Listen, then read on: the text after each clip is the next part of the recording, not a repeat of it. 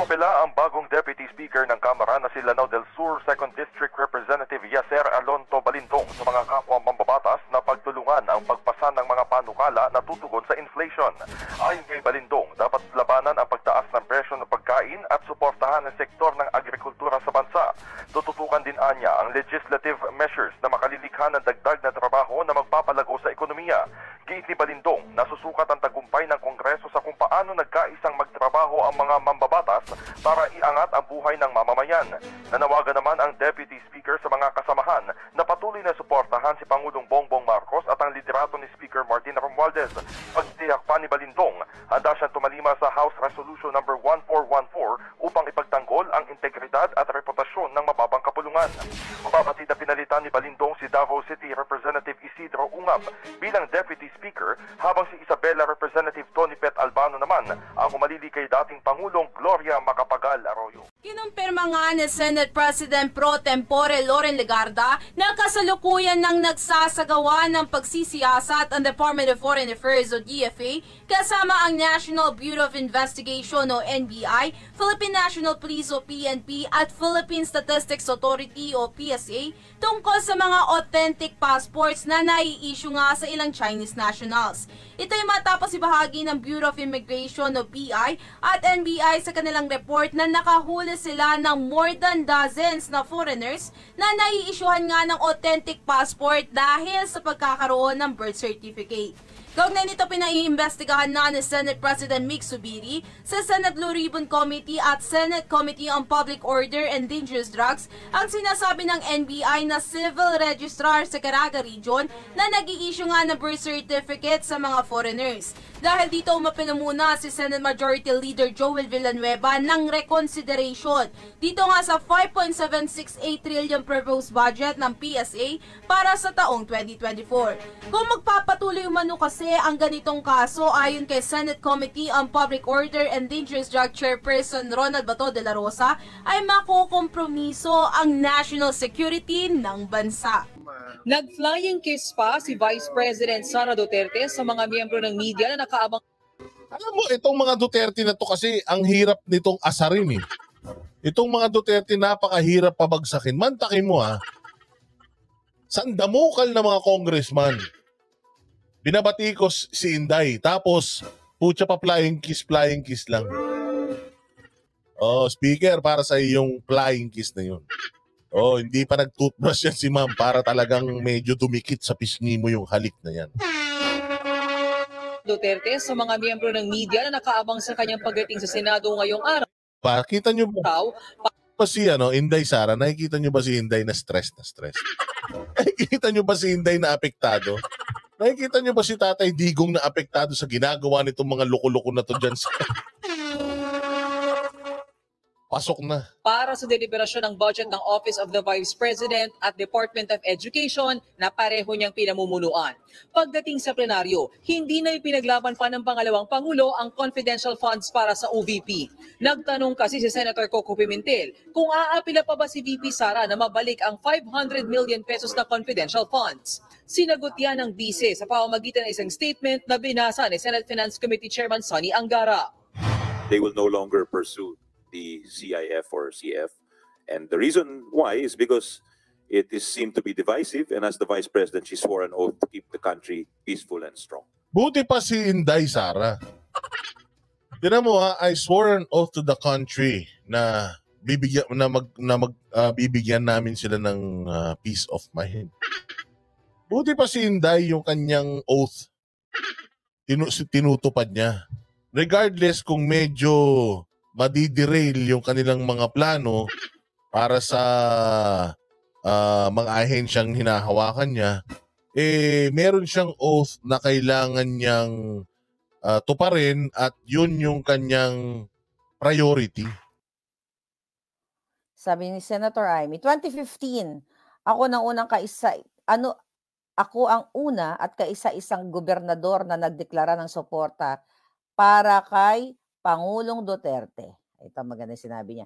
Nakikita ko sa kanya ang aking ama, matapat, kaibigan, matapat sa bayan. So, ito yung way of ni Senator Amy na dahil nga sa yung ginagawa ni Tambaloslos at ni Liza at ni Kuting na gustong talagang idiin ang dating presidente, kasuhan, 'di ba? Dahil na-threatened sila dun sa sinabi ni Pangulong Duterte na dapat ay i-audit nila yung kanilang mga ginastos dyan o yung mga pera ng bayan dyan sa Congress.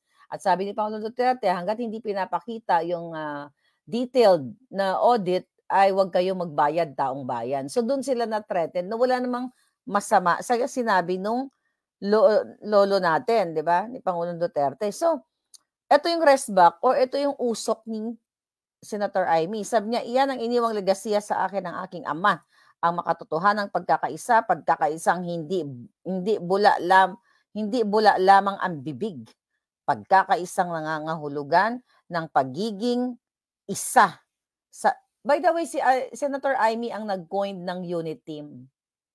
Alam niyo naman yan, di ba? Hindi si Kuting, hindi si Liza, hindi si Tambaloslos. Di ba? Siya ang may ano niyan. Okay, siya ang brainchild niyan. Sapagkat kung ang isang Marcos ay loyalista sa paninindigan at pakikipagkaibigan, loyalista kami sa kapakanan ng bayan. Alright, sabi niya, kahit tayo, I think you're referring to yourself lang, attorney, Senator Amy. Okay? Ang kapatid mo wala na eh. Binaboy na tayo eh. Binaboy ka na nga eh bilang kapatid niya. So, this is good. Kasi nagsasalita kayo, Senator. Ang sabi ko nga, I still have high respect for this Senator. Kasi na-meet ko yan si Senator Amy. Ibang-iba talaga siya sa kanyang kapatid na lutang. O, laging nakapulburon. Sabi ni Senator Amy, kabastusan. Oh, diba, bongga nagalit. Okay? Ang ating senador.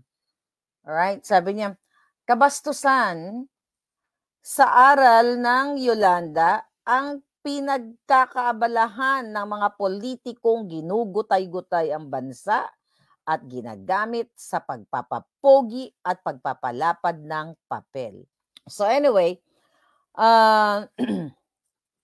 mga kaibigan, ayan, sabi niya kabastusan, sabi ni Senator Amy, ito'y talagang umuusok na siya sa galit sa ginagawa ni Martin at ng kanyang kapatid. And I hope talagang lalo siyang umusok para nga makita talaga natin na si Senator Amy ay true to her words. Okay? At natutuwa ako, Senator Amy, sa ginagawa mo, although minsan yung bunganga ko nanggigigil kasi ako kasi gusto ko tampalin mo si Smugs.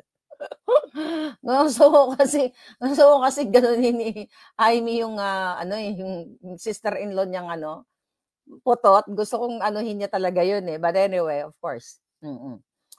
Alright, sabi niya, okay, ang aral na itinuro sa atin ng Yolanda, eksaktong 10 taon ang nakalipas ay buhay pa rin sa aking gunita na walang dilubyo ang kayang lumunod sa lakas ng Pilipinong mulat at gising. Okay? Magandang statement. Igalang sana natin ang libo-libong namatay sa kunang iyan at alalahanin natin ang pagkakaisang umahon sa atin sa dilubyong iyan. Dilubyong naglugmok sa atin kapag kukonsintihin natin ang nais sumira sa ating mga nasimulan na pagkatapos ng pagsubok na iyan. Pero I know na inaantay ninyong nabanggitin kasi hindi pa niya binabanggit yung kanyang kapatid eh. 'Di ba? Mas maganda sana dito kung ikaw Bongbong, ikaw Bongit, ikaw Tambaloslos. Agree? But siguro dahan-dahan lang.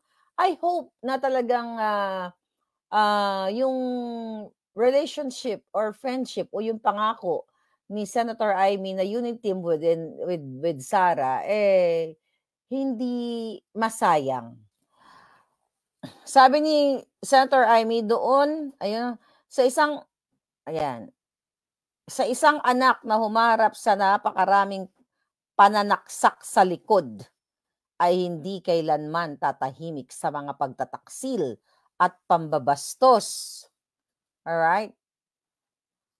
Pambabastos. Okay, nasaan tuloy ako? Pambabastos sa taong gumalang sa aking ama noong pinahintulutan niyang mahimlay ito sa libingang para sa kanya. Noon ay tinanong siya na kaya ba niya pinahintulutan ang paglilibing ay dahil kaibigan niya lang ako? Ang sagot niya noon ay sagot ko ngayon, hindi lang dahil kaibigan ko si PRRD. Kaibigan ko talaga siya. Higit sa lahat, lalo si Inday Sara. Mga kaibigan ko sa pagpapaunlad ng bayan, pagpapanatili ng kapayapaan at pakikipaglaban kontra sa puwersa ng kasamaang nagpapalaganap ng katiwalian, gutom at katraidoran. What is your take about this? Let's look forward na mas may bongga pa si Senator Amy na uusok ng bonggang-bongga lola ninyo. Kasi nga, mga palangga, mahirap din yung kanyang sitwasyon. Dahil binabastos din siya for sure behind the scene ng kanyang kapatid. Kasi nga, di ba, in-expect natin na sinuportahan natin si Kuting, akala natin si Senator Amy magiging visible sa side ni Kuting. Pero tingnan mo, binabastos din siya. Ang nagiging visible, ito mga Judas na mga Romualdez at mga Araneta, sila actually ang nakikinabang, hindi ang bayan, sa unit team. Instead na ang nakikinabang sana ay yung mga Pilipino.